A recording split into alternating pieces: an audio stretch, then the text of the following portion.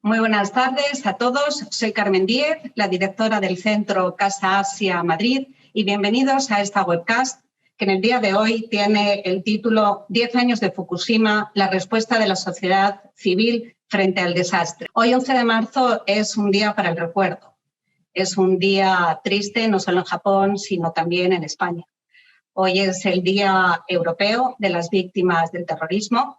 España rinde un muy sentido homenaje a todas las víctimas del mayor atentado terrorista que se ha registrado en la historia de nuestro país. Hoy Su Majestad de los Reyes y las más altas autoridades del Estado se han unido a ese homenaje. Y nosotros también, como Casa Asia, queremos hacerlo.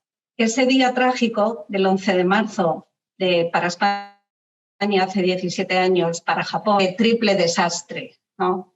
El terremoto, el tsunami y el accidente en la central nuclear. Yo les voy a pedir a todos que mantengamos un minuto de silencio en señal de duelo y de apoyo a los familiares de todas las víctimas.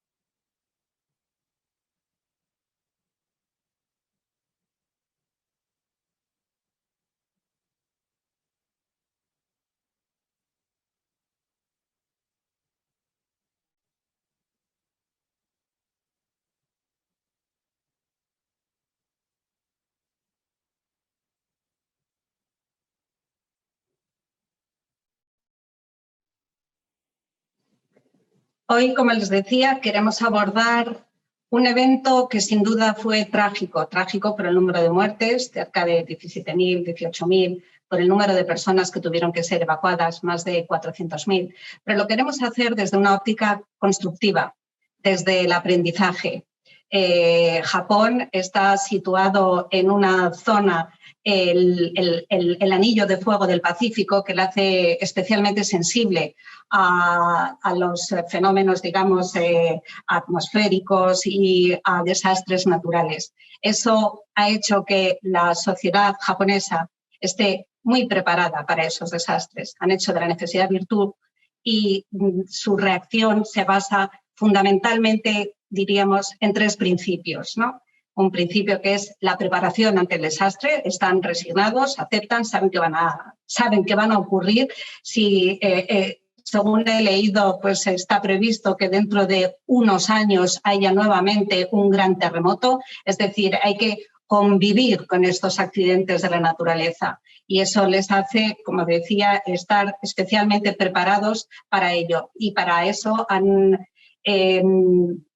todas las construcciones y en todas las infraestructuras que se hacen en el país se tiene en cuenta ese riesgo sísmico. Pero, por otra parte, hay otra segunda característica de la sociedad japonesa, que es esa toma de concienciación. No basta con prepararse, sino hay que estar concienciado. No saben cuándo va a ocurrir, pero va a ocurrir. Y, en tercer lugar, la memoria, el recuerdo. Muchas veces al ser humano se nos olvida, ¿no? Cuando hay una catástrofe, años después, pues parece que ya todo vuelve a la normalidad.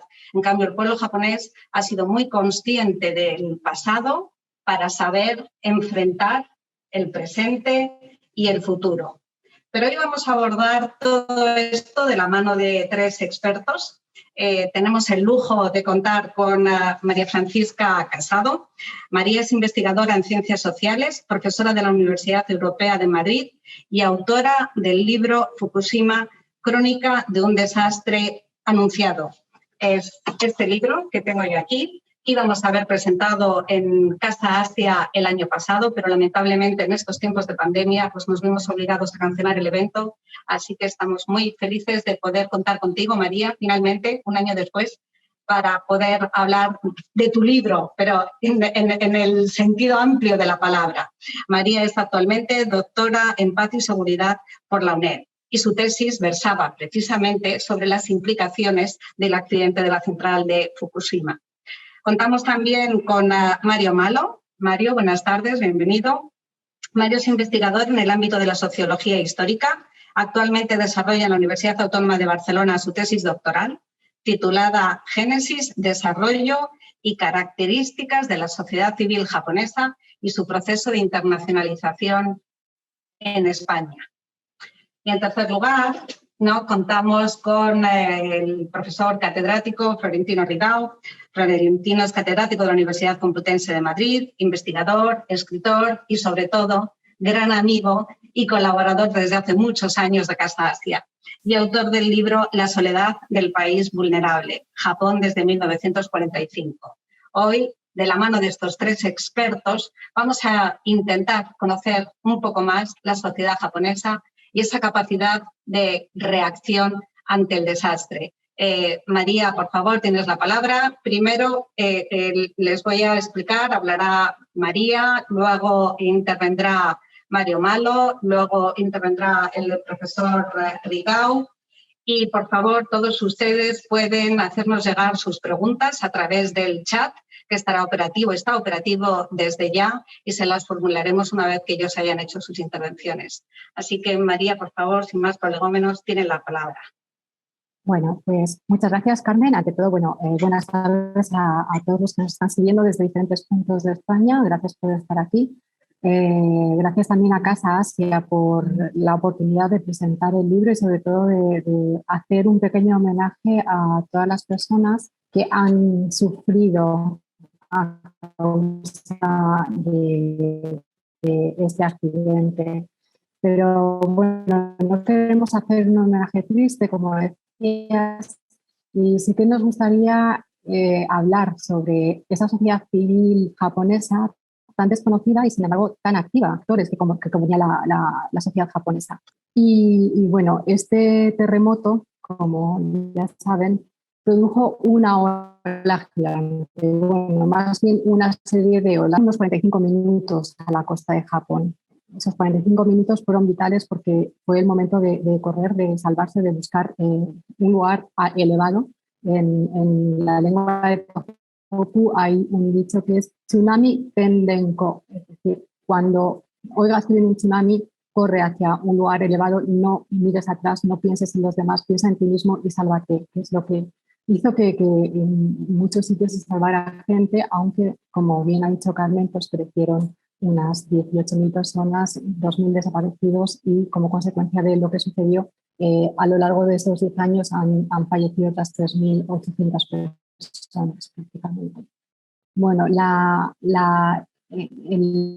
ese tsunami que llegó a penetrar hasta 6 kilómetros dentro de tierra, pues lo que sucedió también es que provocó un accidente en la central nuclear de Fukushima. Por eso se conoce como triple desastre, por la combinación del terremoto, el tsunami, que es un desastre provocado por la acción humana, como veremos más adelante. Podemos decir que la combinación de ambos, de fenómeno natural y desastre tecnológico, tiene un nombre especial en la categoría de desastres y es el de NATEC. Bueno, situar Fukushima, Japón, es unos 250 kilómetros de Tokio, donde también se inició el gran terremoto de Tohoku. Constaba de dos fases, la fase 1, Fukushima 1 o Fukushima Daiichi en japonés. Tenía 4 reactores nucleares que habían entrado a funcionar en los años 70 y Fukushima 2 tenía 2 reactores nucleares. La prefectura de Fukushima, junto a las prefecturas de Fukui y de Niigata, eran las que más reactores habían albergado en la historia de Japón, ¿no? En su época de mayor esplendor había 50 en Fukui, pues eran 15, en Fukushima 10 y en Niigata 7. O sea que la mayor parte de estos reactores estaban en estas 3 prefecturas. Decir que en el día de hoy pues, hay 33 reactores que están operativos o que podrían funcionar. Hay 22 en desmantelamiento y estos para entrar en funcionamiento, pero actualmente solamente 4 realmente están funcionando. Bueno, la operadora de la central nuclear de Fukushima era TEPCO, Tokyo Electric Power Company, y es una de los 10 grandes monopolios regionales verticalmente integrados. Japón ha seguido una política de regular el sector de la energía, el sector eléctrico, pero la gestión de las infraestructuras es privada. Es decir, que esta es una de las 10 grandes empresas privadas que manejan todo el negocio del mercado eléctrico en Japón, tanto la producción como el transporte como la distribución de energía, de electricidad. Y hay que decir que todas ellas, excepto la operadora de Okinawa, mayores empresas eléctricas del mundo. El triple desastre, como decimos, en los días que siguieron al tsunami y al terremoto, los 3 días siguientes, 3 de los reactores de la central nuclear de Fukushima 1, de Fukushima Daiichi, explosionaron. Son explosiones de hidrógeno. Y bueno, el cuarto era, bueno, estos son los reactores 1, 2 y 3. El cuarto tenía el núcleo enfriándose en la piscina de enfriamiento, con lo cual el cuarto no se vio dañado, pero los otros 3 sí que resultaron dañados. La imagen actual no es esta, esta es una imagen después del accidente. Vemos en pantalla es la central en sí, la vemos ahí en primer plano, y por la parte de detrás hay un montón de tanques donde se está almacenando el agua contaminada. Creo que son toneladas y toneladas, 1,2 millones de toneladas de agua. Y todavía no se sabe muy bien qué es lo que se va a hacer con este agua, no han tomado todavía la decisión final. La central está actualmente en desmantelamiento. El desmantelamiento se completará alrededor del año 2040-2050. Estamos a 10 años del accidente y a punto de entrar en la segunda fase. La retirada del combustible usado todavía no se ha acometido. Es decir, una de las mayores dificultades que tuvieron fue la de localizar dónde estaba el núcleo de los reactores nucleares, que estaba fundido. Y se espera que se pueda empezar a retirar el combustible para el año 2022-2023. Al accidente siguieron una serie de informes que lo que buscaban era sobre todo aprender lecciones para que algo así no se vuelva a repetir. No se estaban buscando culpables, estaban buscando aprender y no volverlo a hacer. Entre los informes que los tenemos aquí, uno de ellos es el que destaco a continuación, es el de la izquierda, es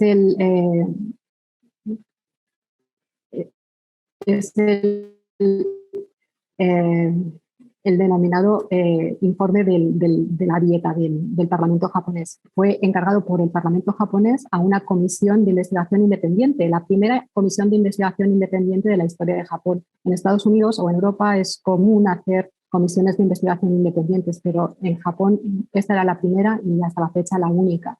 Y esta comisión de investigación independiente llevó a cabo numerosas entrevistas, 900 horas de entrevistas, entrevistaron a 1.267 personas implicadas, visitaron 9 centrales nucleares, 3 equipos en Estados Unidos, Francia, Rusia, Ucrania y Bielorrusia, hicieron numerosos encuentros con ayuntamientos y se visitaron los 12 municipios afectados. Todo esto se transmitió a través de YouTube. Hicieron este informe que se puede leer tanto en japonés como en inglés, en el cual el presidente, el señor Kurokawa, que lo vemos aquí en una foto, es uno de los científicos más reputados de Japón, decía lo que se lee en la pantalla y que no puedo leer porque tengo justo encima una línea, ¿no? Entonces, bueno, decir que lo que decía básicamente es que fue un desastre made in Japan, es decir, que no fue un desastre provocado por la naturaleza, sino que más bien todo en la cultura japonesa, en la obediencia de los japoneses, la renuncia a cuestionar la autoridad, la devoción a cumplir con el programa, el budismo y la insularidad, entre otras cuestiones, como por ejemplo la cautividad regulatoria, que fue una de las cuestiones a las que se debió el accidente. Los japoneses se han vuelto más críticos con la energía nuclear. Creo que el sentimiento antinuclear es más acusado, como veremos a continuación.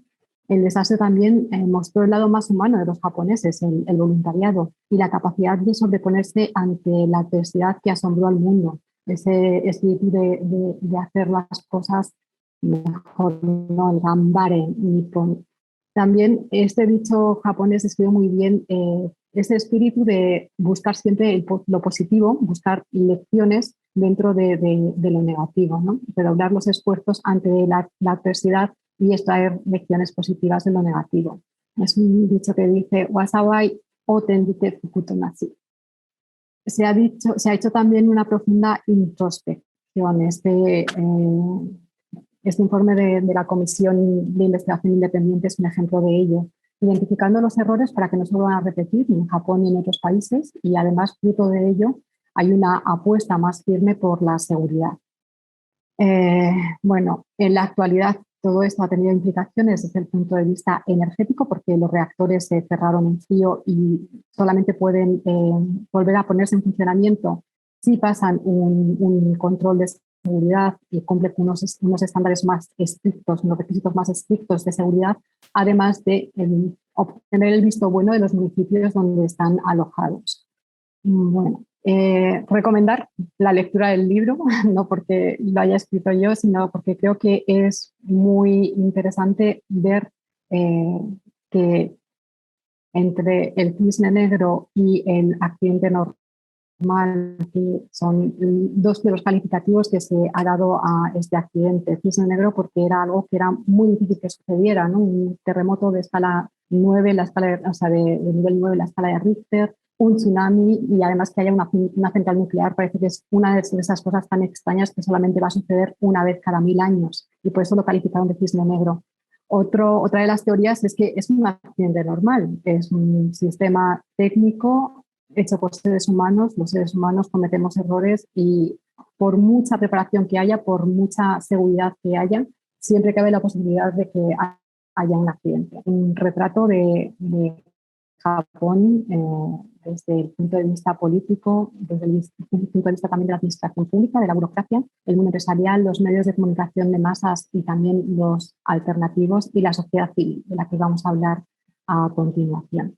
Bueno, primero definir brevemente qué es sociedad civil. En japonés se emplea el anglicismo civil society, o pronunciada a la japonesa civil society, que sustituye el término Shimin Sakai, la sociedad de ciudadanos, ¿no? por ajustarse más a lo que es una sociedad esa sociedad civil. Si lo tuviésemos que definir, esta definición breve puede ser muy ajustada. Es el sector organizado que no es ni Estado ni mercado.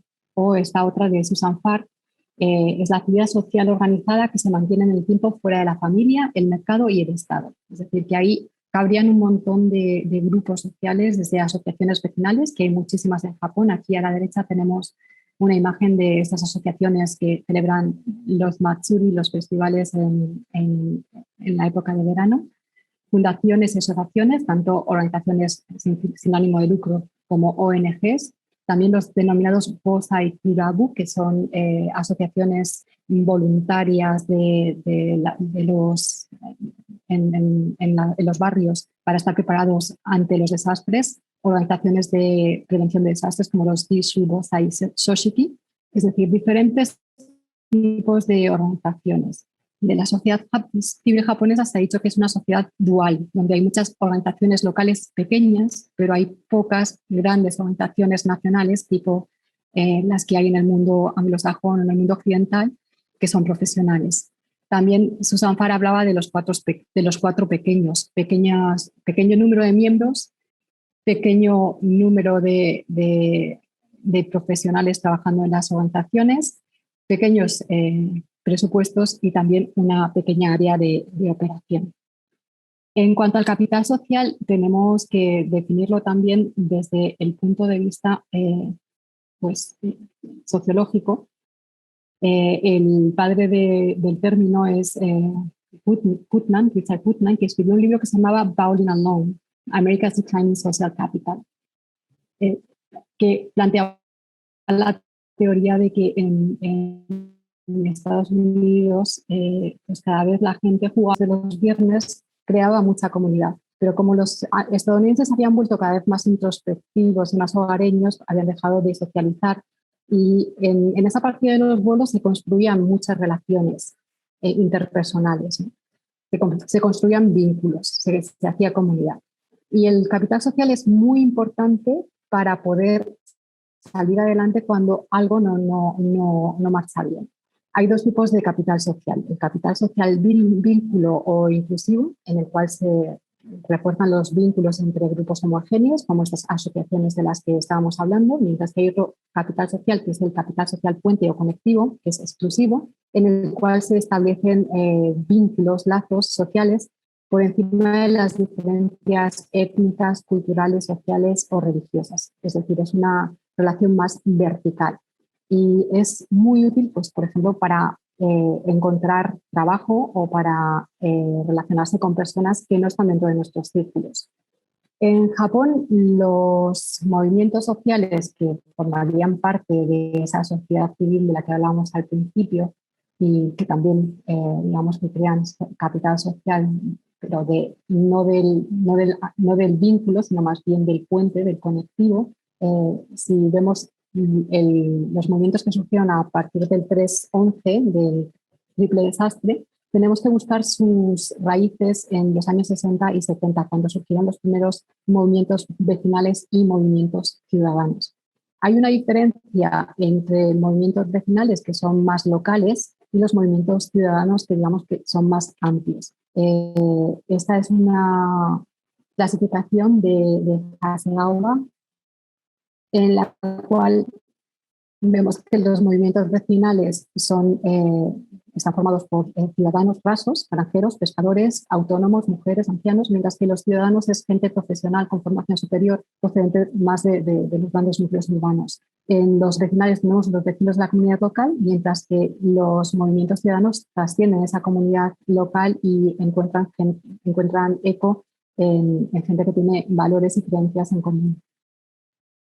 Bueno, estos movimientos vecinales, anticontaminación, que digo que me parece que sería un buen antecedente de los movimientos antinucleares que surgieron después del triple desastre, pues han tenido, digamos que han dejado su huella en la actual sociedad japonesa. En los años 70 hubo movimiento, en los años, los años 60, 70, hubo manifestaciones y movimientos en contra de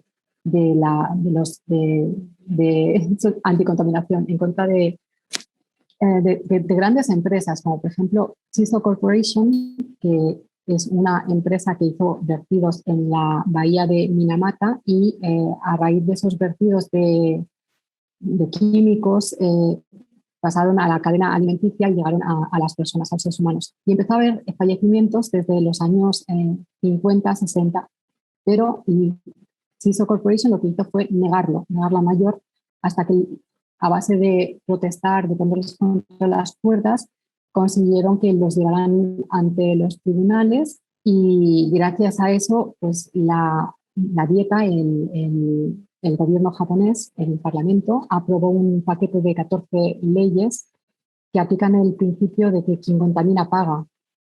Y eso que se conoce en japonés como kogai kokai. Gracias a esto, pues Japón tiene una legislación de conservación de la naturaleza que ha sido pionera en muchos países, a nivel mundial, perdón.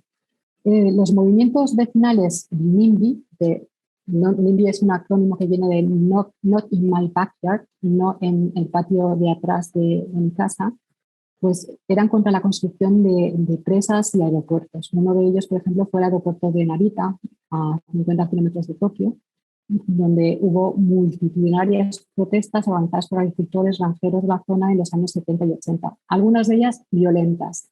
Y este cariz violento que tomó algunas manifestaciones hizo que los japoneses hoy en día sean contrarios a manifestarse, a diferencia a lo mejor de los coreanos o los franceses que vemos que enseguida salen y protestan. El movimiento antinuclear tuvo una segunda ola en los años 80, en concreto en el 88, 2 años después del accidente nuclear de Chernóbil. Y otro de los movimientos que merece la pena señalar es el de los movimientos pacifistas contra la renovación del Tratado de Cooperación y Seguridad con Estados Unidos, los movimientos anti-AMPO. También importante reseñar en la trayectoria de la sociedad civil el nacimiento del voluntariado tras el terremoto de Kobe del 95. Esta imagen que tenemos aquí es una de las que han sido icónicas representando ese terremoto, el terremoto de Hanshin Awaji del 95.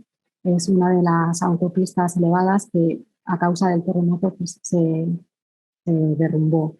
Y bueno, llegaron muchísimas personas para ayudar con las labores de rescate, de ayuda post terremoto. Llegaron muchísimas personas a la zona de Kobe.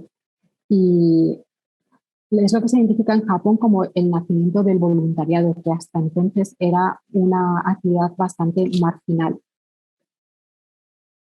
Estos movimientos de asistencia post-desastre los hemos visto también en Tohoku, y hay que tener en cuenta que han sido incluso más intensos, teniendo en cuenta que es una zona más alejada y que además ahí había un riesgo de contaminación nuclear.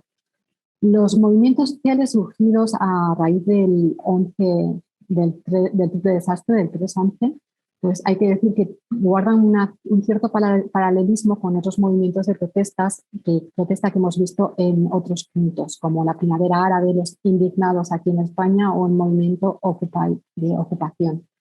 Ciudadanos que habitualmente no salen a protestar a la calle participaron en marchas multitudinarias en las que mostraban su descontento, sobre todo en el verano del 2012. Parece que en 2011 estaban todavía, pero habían podido reaccionar ante lo que habían tenido, pero en 2012 sí que salieron a la calle, y sobre todo ante el anuncio de que iban a poner en marcha 2 reactores nucleares, la central de hoy, en Fukui, porque en verano se esperaba un pico de demanda con el calor.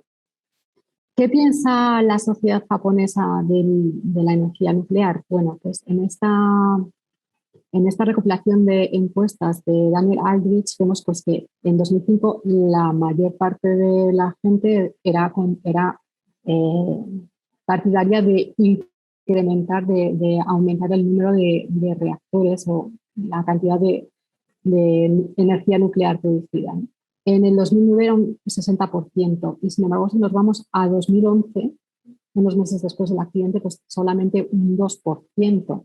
Este es incluso un poco más reciente, este estudio de octubre de 2019, en la parte de abajo, y vemos que en total pues un 49% es contrario a que se siga utilizando energía nuclear. El 9,3% aquí en naranja, a la izquierda, son los que piensan que debería aumentarse para llegar al nivel que tenían antes del gran terremoto de Tohoku, que era en torno al 30% del mix energético. Bueno, decir que las manifestaciones comenzaron ya en abril de 2011, el anuncio de la puesta en funcionamiento del reactor de hoy fue lo que todavía, pues digamos que lo energizó aún más, y en lo que sí, así que salieron a la calle. Aquí vemos algunas acciones. Este es un sound demo, una marcha con música. Como decía, son muy contrarios a manifestarse de forma violenta, y por eso las marchas toman un matiz más bien festivo. Esta es una manifestación en la que hay unos altavoces que ponen música a gran volumen. Como vemos ahí, es más bien música disco, y la gente pues va detrás del camión coreando eslóganes. Hubo también cadenas humanas, vigilias con velas, marchas festivas, o también manifestaciones de simplemente quedarse de pie, o también el movimiento Occupy Kashmir Aseki, o Occupy Tokyo. Kasumigaseki es la zona donde están todos los ministerios. La ocupación es una de las más largas porque estuvo durante varios años, aunque era algo testimonial, frente al METI, que era el ministerio que regulaba la energía nuclear. Esta es una manifestación que se hacía todos los viernes y se estuvo haciendo durante también varios años frente al Kankei, es decir, la casa del primer ministro, y ahí vemos la dieta japonesa, el parlamento japonés. Y bueno, sin más, casi que lo voy a dejar aquí porque creo que me he pasado el tiempo. Y nada, agradezco vuestra atención y paso la palabra sin más a Mario. En primer lugar, muy gracias a Asia y a María Francisca Casado por crear este webinar, también al profesor Florentino Rodado por acompañarnos y a todos los que nos estáis viendo, ¿no?, por asistir. Y bueno, simplemente yo vengo a hablar pues, un poco distendidamente de uno de los elementos que componen mi tesis doctoral, que no es otro que el de mi experiencia realizando trabajo etnográfico en Japón, con diferentes movimientos sociales, NPO y también emprendedores sociales relacionados con el triple desastre de 2011, especialmente en las zonas de Iwate, Miyagi y Fukushima, bueno, principalmente en la zona de Fukushima y Iwate, ¿no? Y bueno, yo entre 2014 y 2015, a través de la Universidad de Salamanca, fui a estudiar a la Universidad Takushoku en Tokio como Kokan Ryugakusei. Y bueno, fuera del plano académico, yo aproveché esta experiencia de alguna forma para establecer contacto con grupos culturales y movimientos sociales que habían tenido algún tipo de sinergia con las protestas relacionadas con el triple desastre, ¿no? Y bueno, claro, pero hacer trabajo de campo en Japón suele ser bastante complicado, ¿no? Y yo en mi etapa de máster, es que es cierto que había pasado un par de años realizando labores con Hiroyasu Yoshioka en el Centro Cultural Hispano-Japonés de la Universidad de Salamanca, por lo que tenía mucho contacto con muchos de los estudiantes japoneses que venían a la ciudad, ¿no? Pero claro, relacionarte con este tipo de grupos, ¿no?, es muy distinto a relacionarte con subgrupos o con grupos cultura relativa. Entonces, voy a hablar un poquito de eso. Bueno, el principal problema, ¿no?, para mí, fuera del kotoba no kabe, ¿no?, de esa paralingüística, del plano del dominio del idioma per se, ¿no?, residía en que cuando llegas a Japón y te tienes que relacionar con colectivos que nada tienen que ver con estos estudiantes internacionales de los que he hablado, y si quieres obtener respuestas que de alguna manera pues, no estén excesivamente mediadas por tus preguntas, ¿no?, es fundamental entender cómo funciona la comunicación intercultural, ¿no?, y lo que son culturas de alto y bajo contexto, ya que son factores que son muy relevantes y que hay que tener en cuenta pues, previos a la verbalización de las ideas, ¿no?, y fundamentales a la hora de establecer de alguna manera pues, un contacto más real y más profundo con cualquier grupo de interés. Como vemos aquí, bueno, en esta pequeña tabla, pues Japón culturalmente es un país de alto contexto, ¿no?, en el que en general pues, la comunicación no verbal es muy, muy importante. De hecho, en Japón hay un dicho que es Kukyo Eomu, que es leer el aire, bueno, que de alguna manera puede ser un poquito Nihon Jinron, ¿no?, y podría ser fácilmente rebatible esta interpretación. Pero bueno, hay que tenerlo en cuenta ya que hay muchos grupos que tienen este concepto muy interiorizado, ¿no? Y bueno, saber esto te abre las puertas a la comunicación, ¿no? Al principio, bueno, pues eres un gaikokujin, ¿no?, que por lo tanto no tienes por qué conocer bien el mundo de la semiótica, ¿no?, de alguna manera, ¿no?, y de las formas de comunicación que tiene en general. Pero bueno, cuando necesitas de alguna forma, yo me he dado cuenta, cuando necesitas entender la psique del receptor de alguna manera, del interlocutado, pues es necesario tener en cuenta estas claves, ¿no? Sobre todo entender pues, muy bien los silencios, la poca asertividad, algo que suele ser pues, el estándar en Japón, ¿no? Y que no te suelen dar un acceso directo, un no directo, ¿no? Utilizan muchos circunloquios. Y yo, claro, esto lo había aprendido antes, pero lo interioricé precisamente en este año, cuando empecé a realizar este tipo de labor.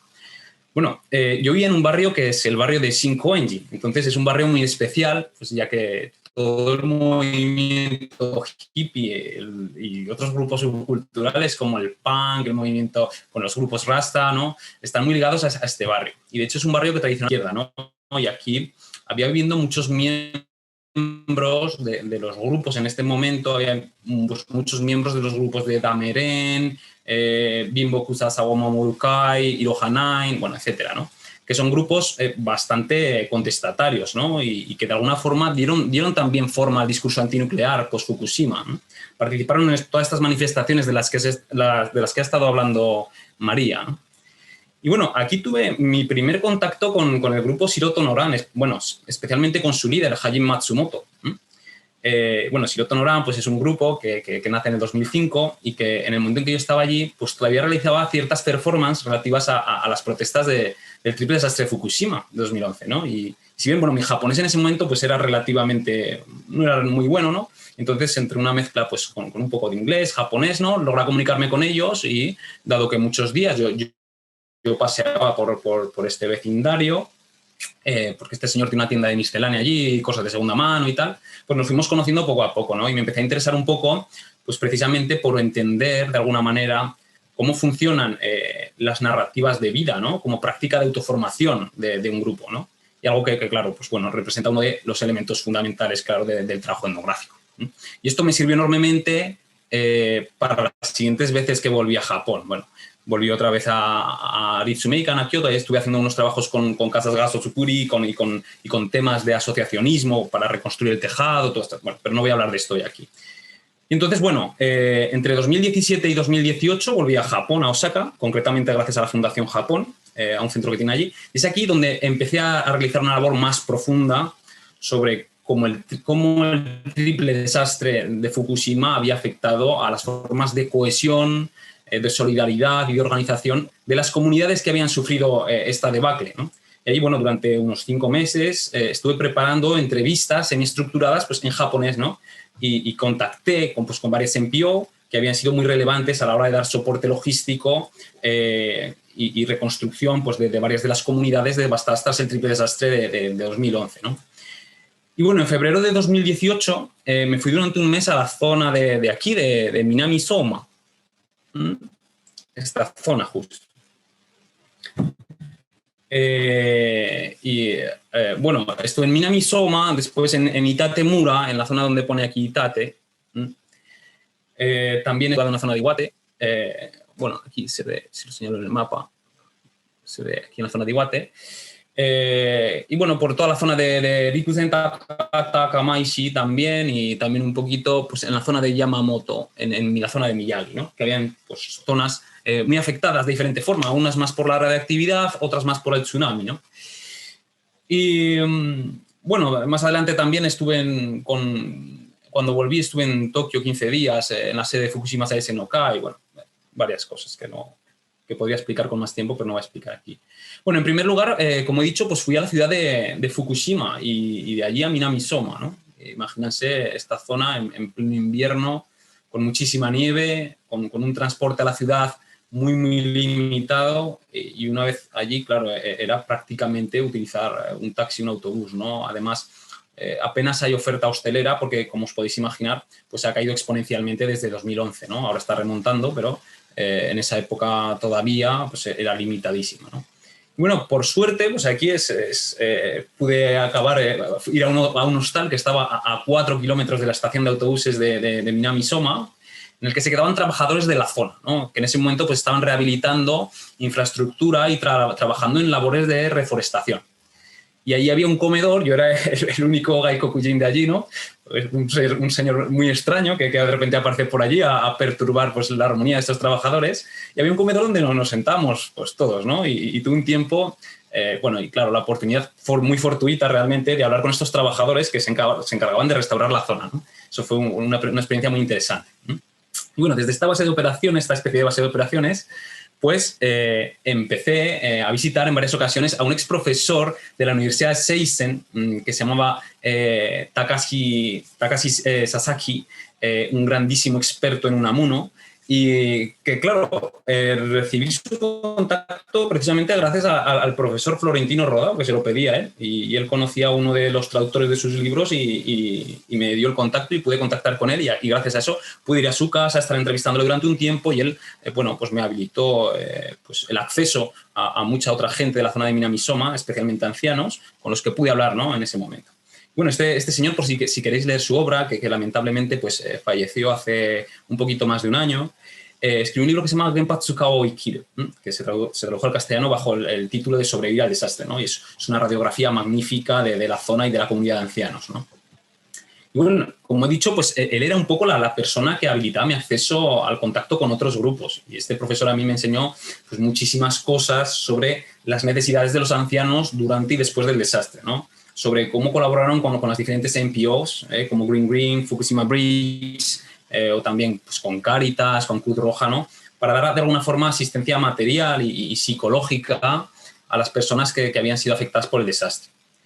Y bueno, observé pues, que entre las preocupaciones de la gente mayor pues había una preocupación muy fuerte en lo relativo a la marcha de una gran parte de la población joven de este lugar, ¿no? Que ante el miedo o la pérdida, ¿no? Pues, claro, se habían marchado, ¿no? Y ya, como habían iniciado su vida en otra ciudad, luego ya no volvían. Entonces, a pesar, claro, de que el desastre ha dado de alguna forma un poco de visibilidad a las personas mayores de este área, ellos se sienten víctimas pues, del vaciamiento de la región, ¿no? Y de cómo, pues debido a su edad y, claro, y escasas posibilidades de movilidad, pues se han quedado allí de alguna manera atrapados, unos porque han querido, pero otros no, ¿no? Y bueno, es cierto que a pesar de ello pues, se han creado unas comunidades de vecinos muy, muy fuertes, ¿no? Es la sensación que me daba en el tiempo en el que estuve allí. Entonces, bueno, posteriormente, desde aquí, me marché a la zona de Itatemura, que es una zona especialmente contaminada por la radiación. Y aquí, sobre todo, pues, pude tener una primera toma de contacto personal con el profesor de la Universidad de Tokio, Misoguchi Masaru, que es una eminencia en el campo de la agricultura. También pues, con el director ejecutivo de Fukushima Saese no Kai, que es Yoichi Tao. Fukushima Saese no Kai es la NPO principal que opera en esta zona y que ha conseguido unos logros magníficos por el tipo de articulación que tienen con el Estado y con la iniciativa privada, ¿no? Entonces, bueno, aquí pues, tuve contacto con estas personas y con otros muchos voluntarios y agricultores, ¿no? Que también pues, formaban parte de la directiva, como Muneo-san, ¿no? Y bueno, ellos me mostraron cómo funcionaban los procesos de reconstrucción de que estaban llevando a cabo, ¿no? Y cómo había funcionado precisamente esa articulación entre sociedad civil, Estado, mundo privado, ¿no? Y cómo habían podido mantener de alguna forma su independencia para realizar estas labores sin ser excesivamente capitalizados por el propio Estado, ¿no? Bueno, aquí, pues bueno, tuve es donde yo creo que más, bueno, y también en la zona de Tono, pero donde más pude experimentar a fondo la observación participante, ¿no? Ya que, bueno, durante muchos días pues, estuvimos trabajando, haciendo pues, este invernadero que hay aquí, que era un museo dedicado a la geología, a la agricultura y al desastre, ¿no? Se iba a convertir en eso. Bueno, se convirtió en eso, de hecho. Bueno, por otro lado, claro, empecé a trabajar también con muchos agricultores. En esta foto que hay aquí, que hay unas cuantas flores, pues era una constante en el mundo de los pequeños agricultores, ¿no? Ya que claro, habían tenido que adaptarse y realizar de alguna forma una reconversión de esa producción de alimentos que hacían antes, pues ahora empezaban a producir pues, elementos florales para la ornamentación. ¿Por qué? Bueno, pues porque como sabemos todos aquí presentes, pues los alimentos producidos en esta zona, incluso cuando eran seguros para el consumo humano, pues sufrían de un grandísimo rechazo por el resto de las regiones en Japón, ¿no? Entonces se tuvieron que reconvertir la producción agrícola y empezaron pues, a hacer este tipo de labores, ¿no? Y bueno, en los días siguientes pues, me empezaron a enseñar un poquito pues, cómo funcionaba el tema de los invernaderos y de cómo iban implementando las energías renovables, porque esto está llenísimo, hay muchísimos campos solares a partir del triple desastre, ¿no? Entonces, cómo implementaban esas energías renovables para cambiar el modelo energético y ser autosuficientes en la zona, ¿no? Como hemos dicho antes, como anteriormente dependían de TEPCO, ¿no? Bueno, no dependían de TEPCO, tenían una eléctrica propia y, claro, tenían una eléctrica propia. TEPCO realmente estaba suministrando energía para Tokio, aunque estuviese aquí, ¿no? Pero principalmente era Tokio el que absorbía esa demanda, ¿no? Esa producción, perdón. Entonces, bueno, pero eso les dio de alguna forma la capacidad de gestionar de tener cierta autonomía en la región, ¿no? bueno, por aquí pues estuvimos trabajando con el tema de estos aparatos que miden la radiactividad por diferentes zonas, midiendo los milisieverts, como en cada zona pues había unas zonas muy contaminadas, otras que estaban menos. Y también algo muy curioso, que es esto de aquí, esto que vemos con estas lonas negras, que tiene como, es una especie de lona de PVC, donde guardan la tierra contaminada de los campos. Es algo muy curioso, ¿no? Porque solucionan el problema, por un lado, de quitar la tierra contaminada, las capas superficiales, y dejar la tierra descontaminada debajo, pero claro, tapan el campo completo con esta tierra. Por lo tanto, no se puede utilizar. Entonces, claro, como se han tenido que adoptar muchísimas medidas sobre la marcha, no hay previsión para una catástrofe de estas características, pues ocurre esto, ¿no? Lo van gestionando poco a poco, ¿no? Entonces, bueno, por las noches cenábamos todos juntos y es aquí pues donde recibía mayor feedback de todo, ¿no? Y bueno, como sabemos, pues en Japón hay una cultura muy arraigada del alcohol, ¿no? Y su efecto desinhibidor y el tipo de relación que se establece al beber juntos. Entonces, el alcohol era realmente, de alguna forma, lo que abría más al diálogo, ¿no? Y yo iba hablando pues con los miembros e intentando, pues de alguna forma, afianzar la confianza, ¿no? Entiendo que también, claro, su interés en ayudarme de alguna forma, pues reside en que un gaikokujin que viaja desde tan lejos a una zona remota a la que es difícilmente accesible, pues bueno, creo que eso me abría algunas puertas. Y esto es lo que me sirvió, porque el tiempo allí pues era limitado, ¿no? Estuve solo unos días, me sirvió pues para poder mantener contacto a largo plazo con ellos, ¿no? Pues vía email, por redes sociales, y eso es lo que me ha permitido seguir trabajando con ellos. Bueno, ya desde aquí, desde esta zona, que está en la prefectura de Iwate, y es, bueno, que en relación con la antropología, que el que le interese la antropología, los estudios de folclore, que es la cuna de Yanagita Kunio, ¿no? Es un sitio especialmente interesante. Entonces, bueno, fuera del excurso, respecto al tema que estamos tratando, ¿por qué es importante tono? Bueno, pues es muy importante si hablamos de cuestiones relativas a la geoestrategia, porque en relación de este lugar con el desastre, pues la importancia de este lugar reside principalmente en que es una ubicación que es principales zonas afectadas, ¿no? Y entonces, debido a esta ubicuidad, ¿no? A esta ubicación geoestratégica, pues en Tono se organizaron desde el primer momento pues el gobierno prefectural, el ejército, la SEMPIO, el Yichikai, los grupos de voluntarios, ¿no? Para ofrecer soporte logístico a todas las comunidades afectadas por el desastre, ¿no? Como Kamaishi. En marzo de 2011, una NPO conocida como Magokoro Network, junto a la Concejalía de Salud, pues tuvieron la capacidad de aglutinar a varios colectivos de la sociedad civil que se unieron bajo el paraguas de la NPO Yamasato Kurashi Network, para dar respuesta al incidente, ¿no? Y trabajar en la recuperación de estas zonas damnificadas. Bueno, mi objetivo aquí era de alguna manera entender cómo funciona el emprendimiento social, ¿no? Porque uno de los principales problemas que tienen las NPO es su proyección en el tiempo, ¿no? Al fin y al cabo es una cuestión económica. Antes hemos dicho que las NPO, su principal labor tiene que basarse en la filantropía, por lo tanto, la cuestión del capital pues es complicada, ¿no? De seguir manteniendo el flujo del capital, porque depende principalmente del Estado, ¿no? Muchas veces. Entonces, por eso me interesó tanto en cómo se podía mantener este tipo de proyectos a largo plazo. Entonces, vine aquí precisamente, aparte para estudiar eso, para estudiar cuál era precisamente esa forma de mantener las cosmovisiones de estas NPO, ¿no? Entonces, Tono realmente era un semillero del Next Common Lab, y entonces había muchos grupos de emprendedores sociales en esta zona que habían colaborado o que eran miembros de las NPO que he dicho, ¿no? Nada, que lo indico aquí, algunos seguramente lo sabréis, pero otros tal vez no. Entonces, haciendo una simplificación pues muy grande, ¿no? Pues diríamos que en el mundo desarrollado, si excluimos por un lado pues, a la familia, a la unidad familiar, la familia extensa, ¿no? Y el Estado, pues tradicionalmente existen dos tipos de organizaciones encargadas de satisfacer, pues, de una perspectiva maslowiana, diríamos, una parte importante de las necesidades sociales. Es decir, por un lado tenemos la empresa, ¿no? Y por otro las organizaciones de la filantropía. Y bueno, si simplificamos mucho, que es que porque mi labor ahora mismo es didáctica, ¿no? Pues como ya sabemos, las primeras en qué basan sus objetivos primordiales, pues en la maximización del beneficio económico a través de la producción de utilidades, ¿no? Pues es la lógica del capital, ¿no? Y la naturaleza de una empresa tradicional, ¿no?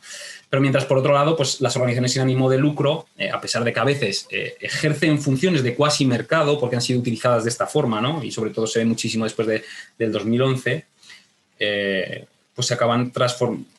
Claro, hay muchas NPO que se acaban transformando en forma de emprendimiento social, ¿no? Pero bueno, el objetivo original de las NPO es dar solución en general a diferentes problemáticas sociales.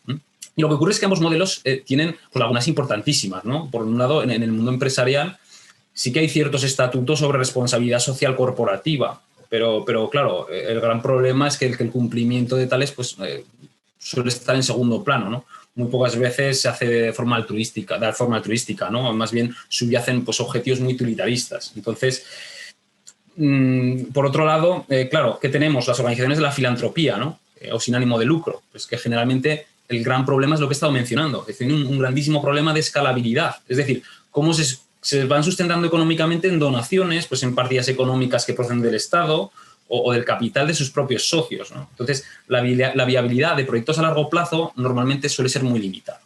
Y entonces, debido a estas cuestiones, claro, aquí queda un espacio que da lugar, pues, fruto de la experiencia participativa en los dos ámbitos, pues aparece el sujeto social que se conoce como social entrepreneur, que es el emprendedor social, ¿no?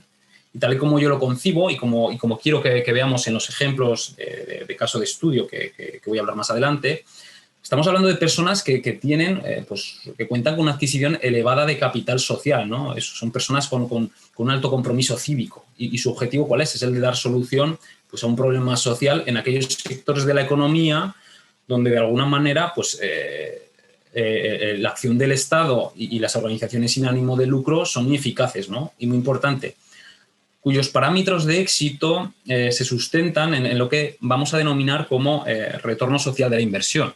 Entonces, no en beneficios económicos netos, claro, pero los tienen que tener para poder desarrollarse, claro está, ¿no? Entonces, dejando de lado de nuevo este discurso, perdón, pero creo que era necesario introducir lo que representa un emprendedor social. Cuando vine aquí a Tono, conocí y entrevisté pues, a la fundadora de Hasekura 2.0, a Renata Piazza, ¿no? que trabajó durante muchísimo tiempo en Casa Asia y que respecto al emprendimiento social ha hecho una labor en Tono encomiable, ¿no? Y ya me presentó pues a Sanu Makiko de las NPO y a Masato Kurashineto y a mucha gente de Mago Coroneto, ¿no? Y bueno, estas NPO fueron fundamentales en la reconstrucción de la costa de Sanriku, ¿no? Estas NPO que tenemos, por aquí tenemos el grupito. Y trabajar muchísimo con Kamaishi, con Rikusen Takata, con Otsuchi-cho, con Sukesenuma, ¿no? Y me contaron, con ellos estuve hablando de cómo se han organizado las Chonaikai durante este periodo también, ¿no? Ellos, las Chonaikai, ¿no? Y cómo se está revitalizando el área mediante el agroturismo. Y estas zonas, como ocurre pues en todo el Japón rural, han sufrido una migración masiva, ¿no? Los jóvenes al final se acaban marchando a las grandes urbes en busca de nuevas oportunidades. Y vemos algo así como el tohoku vaciado, ¿no? Por utilizar un símil que se utiliza hoy en la zona de Teruel, de la que procedo yo, ¿no? Pero es lo que ocurre pues, en todo el mundo rural de los países desarrollados, ¿no? De alguna manera.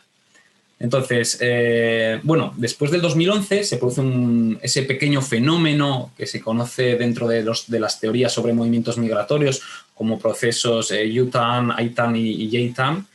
Y en este caso en concreto se trata de los grupos que habían vuelto para ayudar a sus familiares tras el triple desastre y también voluntarios de otras urbes que deciden que les gustaría empezar un proyecto startup en esta zona. Entonces, por eso lo que estoy poniendo aquí, vemos algunos de los casos de estudio que voy a mencionar ahora. Y este grupo es un grupo compuesto por 3 J-TAM que abanderaron de alguna manera estos nuevos proyectos, ¿no? Creando una startup agrotecnológica. Y en este caso hablamos de un grupo relevante por su valor simbólico, sobre todo, que es el Kawashiki Gaisha Tono Yoso. Es como el Tono Brewing Company, ¿no? Que surge del proyecto de Next Common Labs en 2016-2017 en Tono y que se completa con la creación de una destilería en 2018 para hacer cerveza local artesanal ecológica. Bueno, parece algo nimio, pero no lo es, ¿no? Porque resulta trascendente debido a que hasta que hace muy pocos años había un monopolio de casi el 100% sobre la producción de lúpulo por la parte de la empresa Kirin en esta zona, ¿no? Esto suponía que un porcentaje pues, muy elevado de agricultores tenían que pasar a formar parte del ciclo cerrado que establecía Kirin, es decir, les compraban semillas, los fertilizantes y luego tenían que vender el 100% de la producción, ¿no? O sea, al final, pues esta política de precios de Kirin les dejaba muy poco margen de beneficio.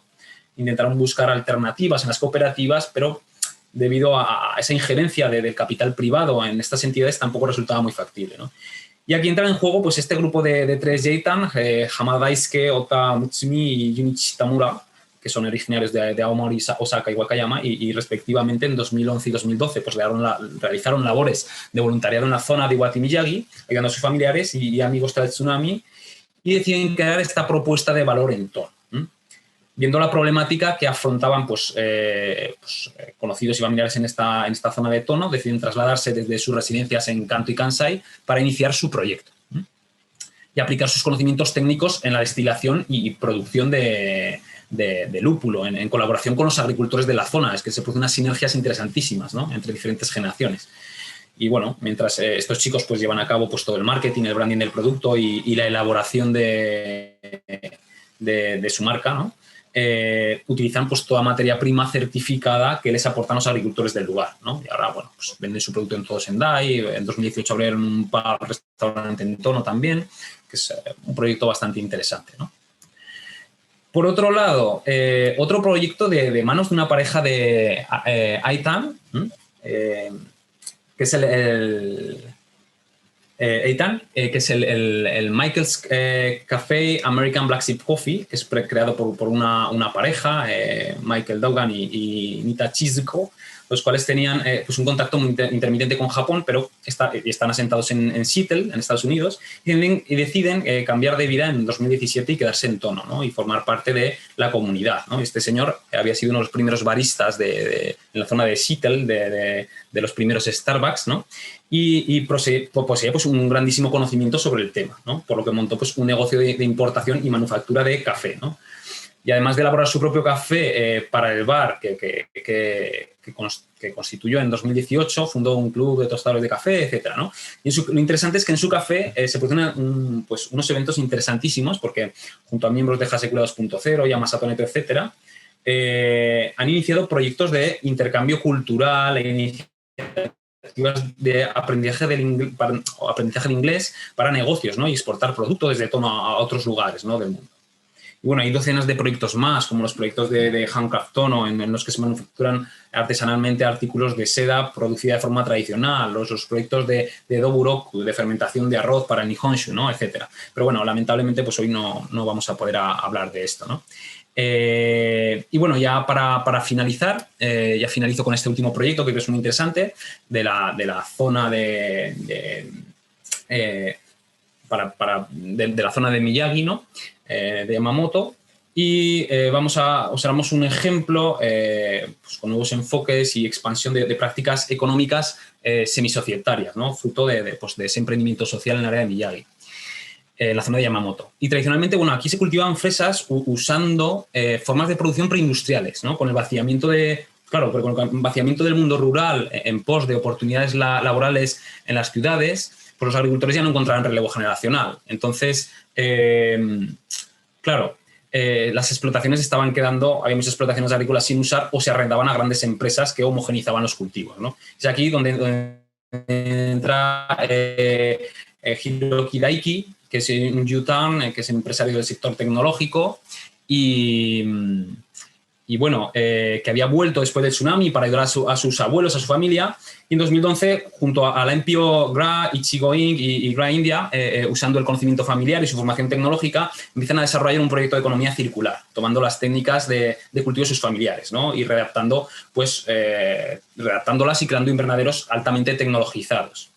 Y desarrolló este proyecto que se llama Miyaki Ichigo, para la producción de fresas mediante hidroponía. Y lo interesante es que algunas de las propuestas de este grupo consisten en dar trabajo a otros jóvenes Yucatán que han regresado a esta pequeña ciudad y promover la dinamización regional en colaboración con agricultores locales, ¿no? Lo que produce pues, unas sinergias intergeneracionales interesantísimas, ¿no? Que es algo que también he estado estudiando. Y bueno, su proyecto ha tenido muchísimo éxito. En 2019 contaba con una capitalización de 34.200.000 Japanese yen, ¿no? Yenes, ¿no? Entonces, en la actualidad vende pues, bueno, todo tipo de productos derivados de las fresas, tanto pues, en las principales tiendas gourmet de Tokio como en países como Estados Unidos o India, ¿no? Y bueno, ya termino rápido, ¿no? Para que le dé tiempo a Florentino y hasta aquí, bueno, mi pequeña contribución, ¿vale? Muchas gracias por escucharme, he ido un poquito expeditivo, ¿no? Pero bueno, termino ya, gracias. Perfecto, pues quería simplemente una cuestión. Vamos a ver, hoy precisamente hemos estado conmemorando el atentado terrorista, pero hay otro dato que a mí me interesa, porque hoy también es el primer aniversario de que la OMS, la Organización Mundial de la Salud, declarara la pandemia por el COVID, ¿verdad? ¿Esto qué me dice a mí? Bueno, pues yo de alguna forma me viene a decir un poco una cosa que me preocupa mucho, ¿no? Y que creo que es muy bonito, es decir, ¿cuándo vamos a empezar el nuevo siglo? ¿Cuáles son las características de este nuevo siglo en el que estamos, ¿no? Claro, al principio empezábamos mucho con el atentado del 11S también, precisamente, etcétera, ¿no? Pero para mí sí que creo que se puede decir de alguna forma que hace 10 años precisamente se puede decir que comenzó el siglo XX, el siglo XXI, precisamente por esta palabra que ha estado utilizando María, ¿no? Precisamente la NATEC, ¿no? Es decir, un daño de la naturaleza que es multiplicado por la tecnología. En ese sentido, fíjense que de alguna forma, claro, cuando ves una cosa hay una serie de continuidades, ¿no? Afortunadamente el hiperterrorismo que comenzó, que se vio el ejemplo más claro en el 11S, en el 2001, afortunadamente eso no ha continuado, pero creo que sí que se puede decir que desgraciadamente este caso de daño de la naturaleza multiplicado por la tecnología, desgraciadamente lo estamos viendo con esto, ¿no? Con la actual pandemia. Entonces, bueno, que quizás podría decirse que el siglo XXI comenzó con Fukushima en ese sentido, ¿no? Creo que es una de las enseñanzas que podríamos hablar, ¿no? Estamos hablando claramente, bueno, el libro el que escribí, el de la soledad del país vulnerable, precisamente hablaba de esto, ¿no? Es decir, un país que con toda esta protección, fíjate los ejemplos tan bonitos que habéis dado, ¿no? Es decir, de gente que se está agrupando entre ellos, etcétera, ¿no? Que son un poco el ejemplo de la no vulnerabilidad, ¿no? Cuando se creó este término, digamos, en los años 80, etcétera, ¿no? Lo que se estaba hablando, bueno, pues se tenía el ejemplo de cómo eran países, por ejemplo, como Filipinas, con una no estructura estatal, con una no estructura entre la gente, entonces que de alguna forma multiplicaban los efectos de los daños por las inundaciones, lo que fuera, ¿no? Lo triste aquí en ese sentido es que se puede decir que ese Japón como ejemplo de país realmente estructurado para evitar tantos daños, como por ejemplo es los relativamente pocos muertos que hubo en Fukushima por el desastre, ¿verdad? Pero bien, entonces aquí es lo que hay que decir.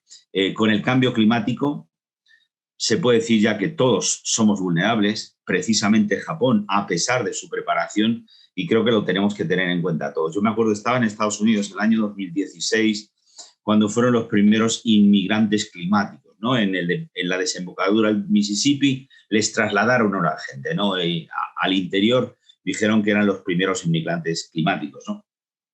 Señores, desgraciadamente es una cosa que creo que lo vamos a tener mucho, y en ese sentido el accidente de Fukushima, con toda esta reacción tan bonita que podríamos decir de los japoneses y de esta vulnerabilidad, pues es lo que podemos ver, ¿no? Y no hablo más porque sé que estamos ya muy pasados de tiempo. Muchas gracias, Florentino. Muchas gracias, María. Muchas gracias, Mario.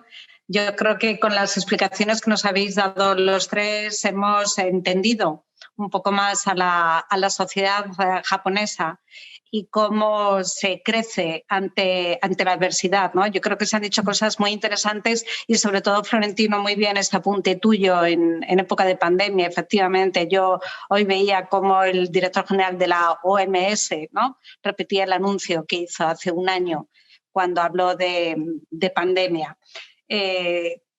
Dos cosas fundamentales, ¿no? Muchas hemos aprendido, ¿no? Pero a mí me gustaría destacar dos. Una, redoblar los esfuerzos, ¿no? Hay que redoblar esfuerzos para luchar ante los desastres naturales e identificar errores para que no vuelvan a ocurrir, ¿no? Porque hay cosas que se pueden evitar. Hemos recibido muchas preguntas, pero efectivamente vamos un poco mal de tiempo. Yo voy a hacer solamente 2 o 3, ¿no? La primera sería: la sociedad japonesa no va para nadie concreto, con lo cual pues cualquiera de los 3 podéis contestarla. ¿La sociedad japonesa es una sociedad individualista o es una sociedad con espíritu colectivo? Bueno, hay subgrupos culturales que sí que tienen, hay grupos culturales que sí que tienen, de alguna manera reproducen ese colectivismo, pero hoy en día con la potencia, la pujanza que tiene el mundo global, pues hoy en día hay diferentes tipos de identidades donde cada vez ese peso del colectivismo, dependiendo en qué contexto, va desapareciendo de alguna manera. Entonces, bueno, sí, hay colectivismo, bueno, en determinados contextos, ¿no?, en determinados grupos culturales, en determinadas generaciones. Pero la gente más joven, bueno, creo que también observamos una individualidad potente y pujante, ¿no? Y de hecho, cada vez en la propia educación, de alguna manera, al menos en los niveles más elevados de educación, se tiende hacia ello, ¿no? A intentar, de alguna manera, o al menos es la sensación que yo he tenido, restablecer un poco el espíritu crítico en algunos campos, la individualidad, ¿no? Entonces, es complicado porque la casuística es tan variada que hablar de la sociedad japonesa en general creo que también hay un componente regional que puede ser importante, ¿no? Entonces, creo que es complicado hablar de ello, ¿no? Y más en 5 minutos. María, ¿querías añadir algo? Sí, yo creo, estoy de acuerdo con Mario, que no deberíamos generalizar tanto, ¿no? Porque sí que es cierto que pensamos que Japón es una masa homogénea y no, la verdad es que cada individuo es un mundo. Sí que creo que como sociedad están muy orientados al grupo. Es decir, al final muchas cosas no se hacen por respeto al grupo y por mantener ese espíritu de la armonía, el wano seishin, que le llaman ellos, ¿no? Y la toma de decisiones por consenso de las empresas, el hecho de que, por ejemplo, nadie tiene su plato individual cuando come, sino que la comida se comparte con los demás. Pues, desde pequeños yo creo que les educan para vivir en sociedad, porque al final digamos que es un país que está no superpoblado, pero sí que la población está muy agolpada en determinados lugares, ¿no? Sobre todo en esa franja que va desde Tokio hasta Hiroshima. Hay una alta densidad poblacional. Entonces, para poder vivir con cierta tranquilidad, para poder hacer una vida más o menos buena, hay que respetar a los demás, hay que tener en cuenta el grupo. Y creo que sí que están muy condicionados en su día a día por el grupo. También es cierto que creo que la gente joven, las nuevas generaciones, son mucho más individualistas, son mucho más están mucho más occidentalizados en su forma de vida que las generaciones anteriores. También creo que es cierto. Otra pregunta. Cuando hablamos de sociedad civil japonesa, no hablamos de sociedad civil en el sentido de las ONGs europeas. ¿Qué hablamos? ¿De voluntariado? Yo creo que hablamos de las dos cosas. Cuando hablamos de sociedad civil, esa definición así breve que había dado era el mundo organizado más allá de que no es ni empresa ni Estado, ¿no? Entonces estamos hablando de que hay organizaciones donde hay ese capital social vínculo, más inclusivas, más, digamos, más cerradas, como pueden ser pues los grupos vecinales, como pueden ser las asociaciones vecinales, los grupos de prevención ante el desastre, todas estas asociaciones voluntarias. Pero por otra parte, creo que la sociedad civil también es ese grupo de gente que se organiza para, por ejemplo, hacer mediciones de cuál es la radioactividad que tiene una zona, porque no confío en lo que me está diciendo el Estado. O el grupo de gente que por WhatsApp se organiza para hacer una concentración en un punto determinado. Eso también es sociedad civil. Yo creo que las dos son sociedad civil. que una es crítica y es incómoda y es la que el gobierno japonés no ha querido fomentar, y la otra es muy cómoda porque es la que, digamos, que hace la convivencia más fácil, la que proporciona cuidados a la comunidad. Y por eso decía que hay un autor, que es Robert Pekanen, que hablaba de una sociedad civil dual, una sociedad compuesta por pequeñas organizaciones que ha fomentado el gobierno japonés, por ejemplo, a través de esa ley de 1998, porque es algo positivo para el gobierno y es algo cómodo, ¿no? Y mientras que ha intentado disuadir a ese otro tipo de organización que puede resultar incómodo. Por ejemplo, organizaciones tipo, pues, se me ocurre Greenpeace, ¿no? Que son a veces muy contestatarias. Ese tipo de organización no tiene, sí que tiene su sucursal en Japón, pero digamos que no es japonesa como tal. Dentro de la sociedad civil japonesa son más pequeñas organizaciones con pequeños presupuestos y organizaciones locales. Creo que había un recuento que eran alrededor de 50.000 las que se habían inscrito después de la ley del 98. Es decir, que estamos hablando de multitud de organizaciones. Y muchas de ellas, de hecho, ni siquiera se quieren inscribir porque no quieren pasar esa fiscalización que les hace el gobierno. Y es algo positivo para ellos que no les hacen la fiscalización, pero por otra parte es negativo que no reciben ayudas, dependen más de las aportaciones de los miembros y de las donaciones que pueden hacer otras personas. No sé, Mario, tú que tienes también una visión amplia del tema, si quieres... No tengo mucho más que aportar, ¿no? A lo que has dicho me parece perfecto. Sí. Estaba diciendo la diferencia que han planteado entre, claro, NPO y ONGs, ¿no? Precisamente esas. Las ONGs tienen un rango muchísimo más amplio, incluso en muchos casos internacionales, y las NPO, estas pequeñas organizaciones, que es lo que estamos hablando casi todo el tiempo, son precisamente estos grupúsculos que tienen una presencia local y que son muy potentes en Japón, ¿no? Entonces, bueno, Bueno, gracias. Sí, María, perdón. Al hilo de lo que tú has comentado, precisamente tenemos una pregunta sobre el nivel de radiación, ¿no? Es una pregunta que quien la formula, ya en este caso sí la dirigen claramente a uno de vosotros y se la dirigen a Mario, ¿no? Y la pregunta es, el gobierno japonés en un primer momento estableció que la exposición máxima de un cuerpo humano a la radiación no debía superar 1 milisievertio para que no fuese perjudicial a largo plazo. Sí. Sin embargo, ahora, ¿no?, hay zonas de Fukushima donde han vuelto a vivir personas en sitios donde la radiación llega hasta los 20 milisievertios. ¿A qué se debe este cambio de actitud del gobierno? ¿Hay un riesgo para la población? ¿Hay un riesgo para la población? Bueno,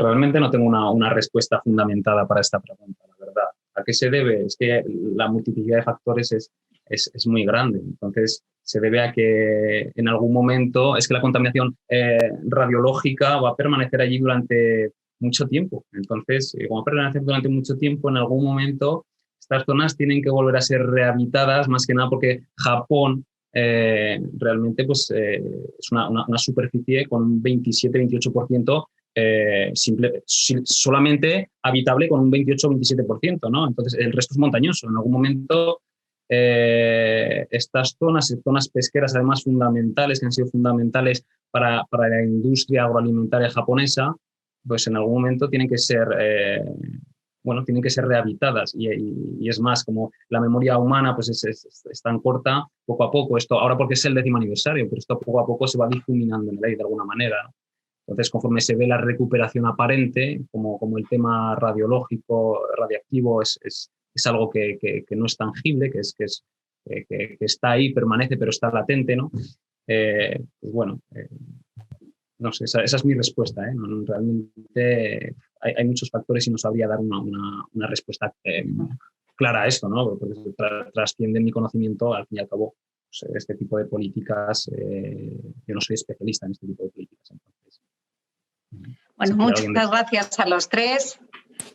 Vamos muy pasados de tiempo, así que lo vamos a dejar aquí. Muchas gracias, María, muchas gracias, Mario, muchas gracias, Florentino. Yo creo que han sido 3 intervenciones muy ilustrativas. Nos habéis ayudado, como comentaba antes, a entender esa reacción del pueblo japonés y sobre todo a intentar aprender ¿no? Porque es lo que comentaba en un primer momento. El abordaje de esta sesión, pues queríamos que tuviera un abordaje en positivo, constructivo y de lecciones aprendidas, no caer en los mismos errores. Y todos aquellos que quieran saber mucho más sobre lo que pasó en Fukushima, pues les recordamos que está el libro que ha escrito la profesora María Francisca Casado, claro, y que lo pueden adquirir, pues no sé, me imagino que será fácil. Sí. Creo que está en todas las tiendas online y en algunas también, vamos, librerías de pie de calle. Pero sí, bueno, en online seguro que lo pueden conseguir. Y bueno, les animo a leerlo porque realmente Fukushima es solamente una excusa para poder hablar de todo lo que hay en Japón, no desde el punto de vista tan cultural que se aborda a veces, sino más bien desde el punto de vista político, social y económico. Sí, yo quisiera decir que yo leí la tesis de María, era una tesis excelente y que sé que ahora la ha estado actualizando. O sea, enhorabuena María, que yo también lo tengo el libro y pues que realmente hay que darte la enhorabuena por ese trabajo. Es una alegría para todos, para la ciencia en España, los estudios de ASER. Bueno, sí, la verdad es que para mí fue un orgullo que estuvieses en el tribunal de tesis y siempre lo digo, creo que en España hemos empezado un poquitín tarde porque en el mundo anglosajón hay toda una academia, hay una tradición académica sobre los estudios de Asia y de Japón. En Francia también la hay, en Alemania. Y en España vamos un poquitín por detrás, pero creo que ahora mismo hay grandes investigadores. María es un ejemplo de ello, y de la Universidad de Barcelona, de la Autónoma de Madrid, de Salamanca, de Málaga están saliendo grandes investigadores. O sea que estoy feliz porque creo que yo he puesto mi granito de arena, pero creo que los que vienen detrás van a seguir aportando cosas a todo este debate. Muchas gracias a los tres por acompañarnos, muchas gracias a todos ustedes por su fidelidad y por estar con nosotros una tarde más. Y desde Casa Asia, María, nosotros también ponemos nuestro granito de arena para fomentar ese mayor y mejor conocimiento entre España y Asia. Buenas tardes a todos.